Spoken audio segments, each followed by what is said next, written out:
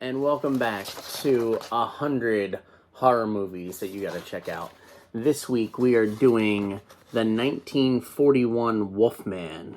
I was really excited about this one, especially because I just did Abbott and Costello Meet Frankenstein for the Patreon movie review. By the way, big shout out to my Patreon followers whose names are going to pop up at the end of this video. You guys are super awesome. So let me tell you a couple of awesome things about this movie. In 1941, we got the American horror movie The Wolfman, starring Lon Chaney as Larry Talbot, Claude Rains as John Talbot, and Bela Lugosi as Bea? They pronounce it a weird way in this movie.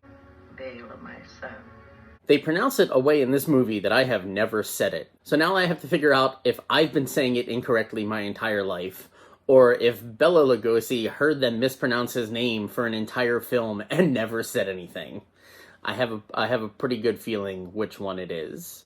Now here's something that threw me off about this. I have always thought of this Wolfman movie as being part of the Universal Monster movie, or the Universal Monster Collection, including The Mummy, Frankenstein, Dracula, Creature from the Black Lagoon, Wolfman. This to me has always been the original group, the original Rat Pack of monsters. And I found out that this was actually the second werewolf movie that Universal put out.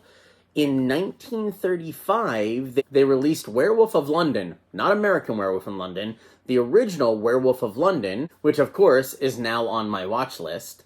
But apparently Lon Chaney Jr.'s Wolfman was the crowd favorite, as it went on to spawn several sequels, remakes, and reboots based off of the 1941 version of the werewolf movie. So let's find out what makes this story so popular. The movie starts out introducing us to Larry Talbot, who is returning to his ancestral home to bury his recently deceased brother, and to reconcile with his dad, who is Sir John Talbot, played by the Invisible Man. While helping his dad set up a telescope, he accidentally becomes a peeping Tom and falls in love with a local girl named Gwen, who runs an antique shop in town. As an excuse to talk to her, he goes in to buy something.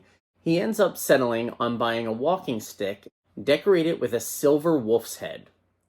Gwen explains to him that it represents a werewolf and recites a poem to him that is brought up every time somebody says werewolf. It's an old poem. Even a man who is pure in heart and says his prayers by night may become a wolf when the wolfbane blooms and the autumn moon is bright. Larry asks Gwen out on a date, and she refuses, saying that she is already engaged to somebody. But Larry is persistent, and I think Gwen kind of wants to go on that date, but she brings along her friend Jenny as they go to get their fortunes told by the gypsies. It's here where the three are separated, and Jenny is attacked by a wolf. Larry, being the good guy that he is, attempts to save her by bludgeoning the wolf with his newly acquired walking stick. In the struggle, though, he himself is bitten. He's approached by the other fortune teller, who informs him that he was bitten by a werewolf, and that he himself is going to become one. During the next full moon, Larry turns into a werewolf, attacks a couple of villagers, before returning home the next morning, waking up human, but having no recollection of what he did the night before.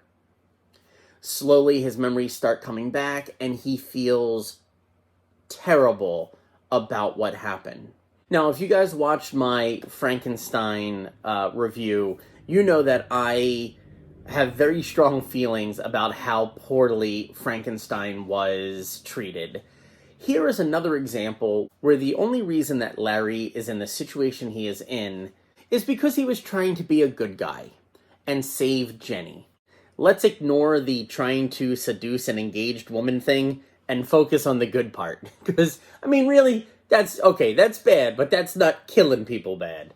So he tries to save Jenny and is bitten by a werewolf.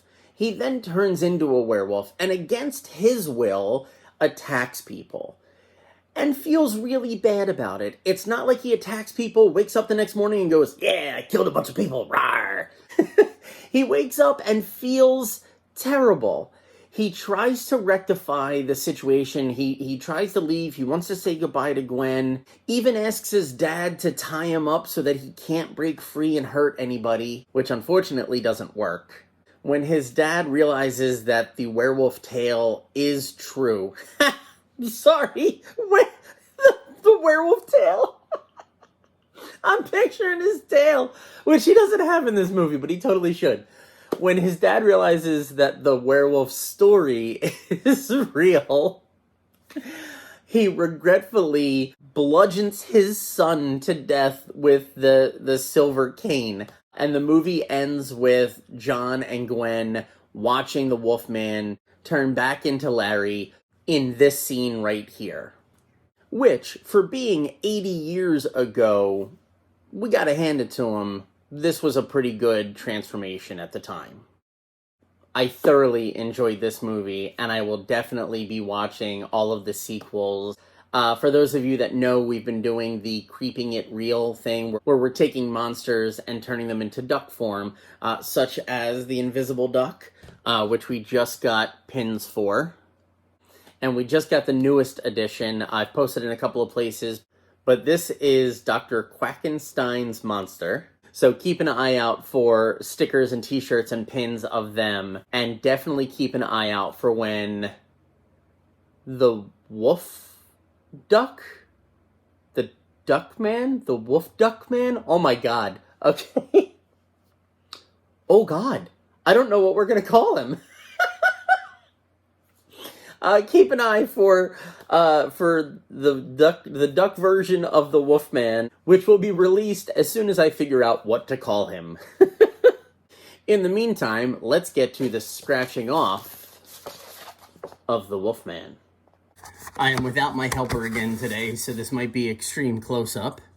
And another shameless self-promotion for merch, but the scratching off of the Wolfman.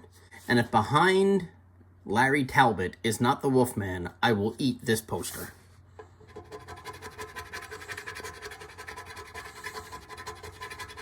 Oh, I guess it could be a full moon or the walking stick head.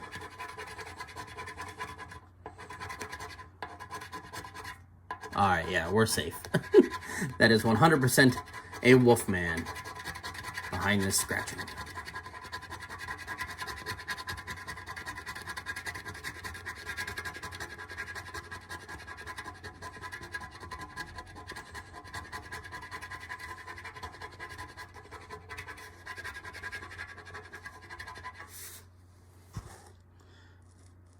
And there we have the Wolfman. So that is 1941's Wolfman, officially scratched off of the poster. Next week, we're going to be doing Cat People, which is not one that I've seen, but I have heard of. There is a movie from the 80s, I believe, called Cat People that I remember. I'm curious if that is a remake of that one. I guess we'll find out next week. I want to thank everybody for stopping by and watching this review and hitting those buttons below. Hopefully the subscribe and like buttons. Very big thank you to my Patreon followers whose names are going to pop up in just a second. You guys are awesome. Until next time, catch you next Thursday. Later days.